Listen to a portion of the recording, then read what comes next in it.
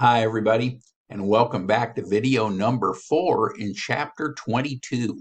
And when we left off, we were just finishing up this slide on investing and financing activities. And the cash received from the sale of the purchase of equipment is not the original cost or book value. Evergreen is going to report the sale of equipment for $34,000 cash as an investing activity that generates a cash inflow. So number one, bonds payable decreased $40,000 during the year. As indicated from the additional information, the company redeemed the bonds at their book value. This financing transaction used $40,000 of cash. Number two, common stock. The common stock account increased $160,000 during the year. And as indicated from the additional information, Evergreen issued common stock of $160,000 at par. This financing transaction provided Evergreen with $160,000 in cash. And retained earnings. Retained earnings changed $70,000 from $206,000 to $136,000.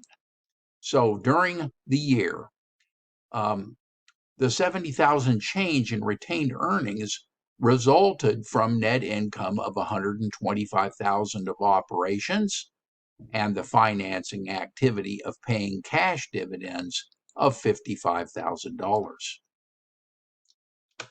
So if I prepare the statement of cash flows here for 2026, I start with net income.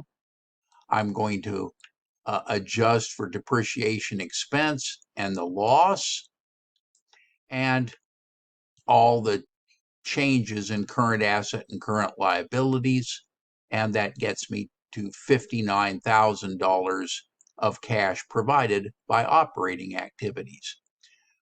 Cash flows from investing activities include the sale of land, sale of equipment, and the purchase of equipment, totaling cash used by investing activities of $107,000. And from financing activities, we redeemed the bonds for $40,000, sold common stock for $160,000, and paid dividends of $55,000. So we had cash provided by financing activities of $65,000. Again, the sum of all three operating, investing, and financing activities was $17,000 net increase in cash. And so that added to our beginning cash balance, which took us to $54,000 cash balance.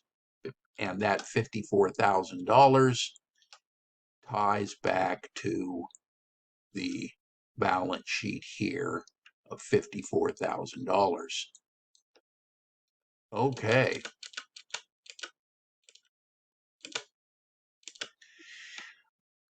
Okay, now we'll take a look at the sources of information for the statement of cash flows.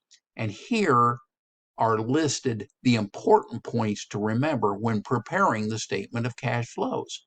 Number one, comparative balance sheets provide the basic information from which to prepare the report. Additional information, of course, needs to be obtained for analyses of specific accounts.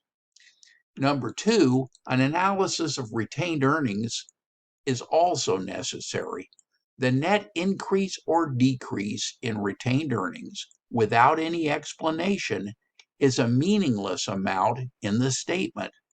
Without an explanation, it might represent the effect of net income, dividends declared, or prior period adjustments. Number three, the statement includes all changes that have passed through cash or have resulted in an increase or decrease in cash. And finally, write-downs, amortization charges, and similar book entries, such as depreciation of plant assets, represents neither inflows nor outflows of cash because they have no effect on cash.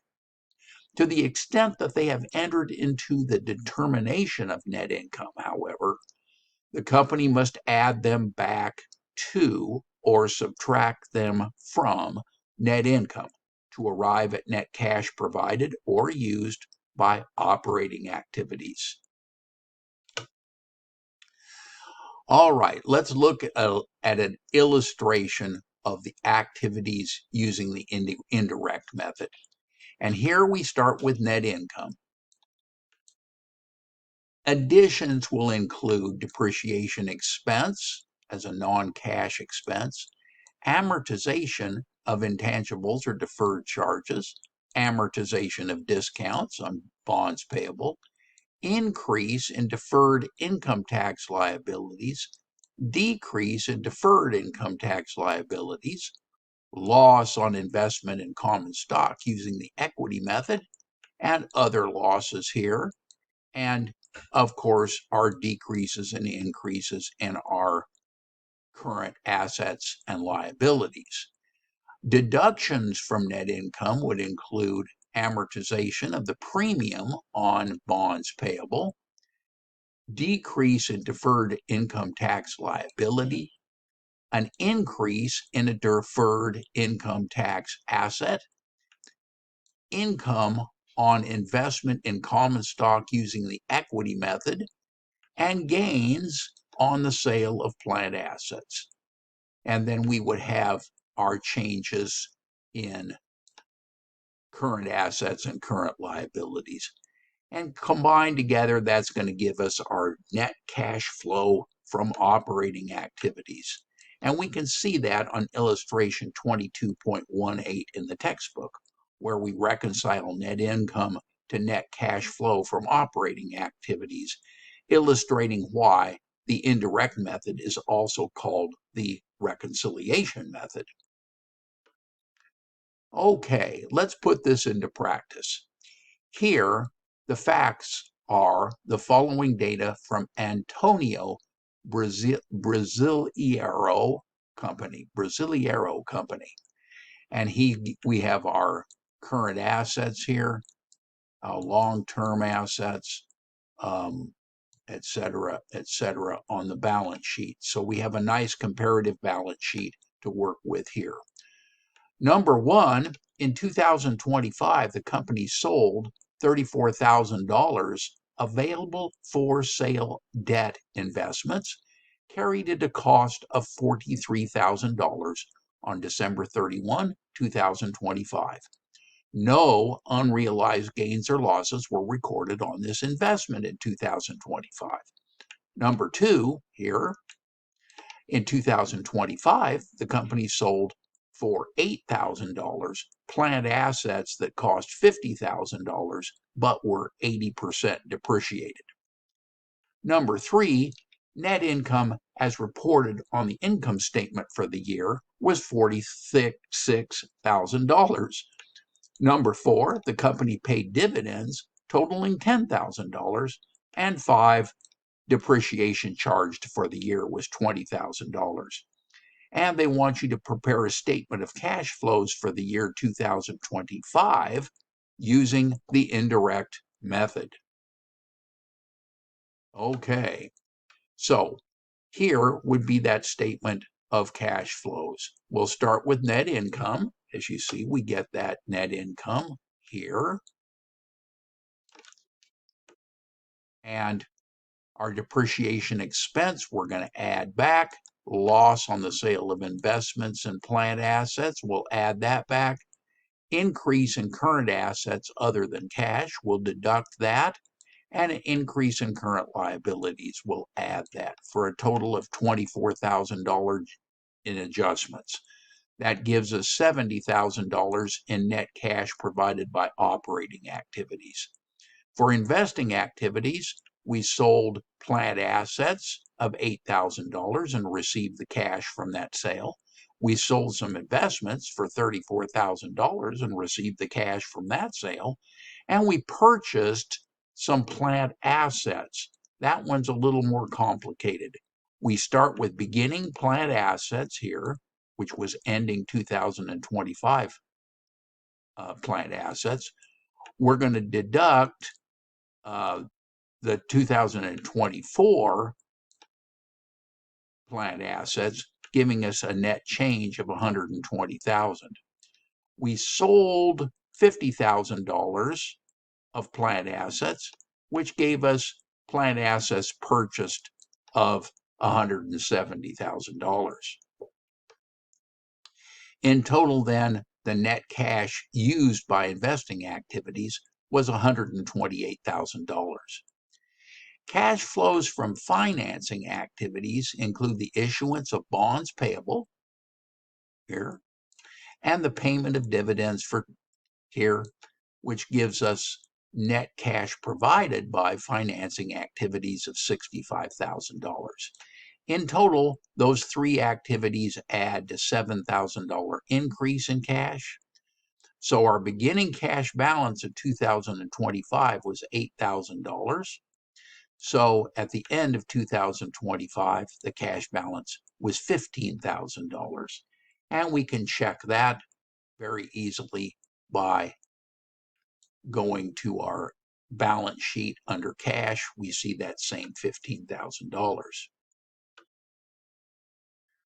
All right, we'll change gears here a little bit. In contrast, the direct and indirect methods of calculating net cash flow from operating activities.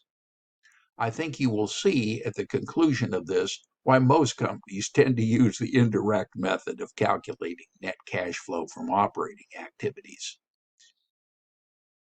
And I publish in the modules what I call the Rosetta Stone for direct method calculations, which I will include as well in this course. All right, two different methods are available to adjust income from operations on an accrual basis to net cash flow from operating activities. We show the indirect method in the evergreen examples in the prior section. The direct method reports cash receipts and cash disbursements from operating activities.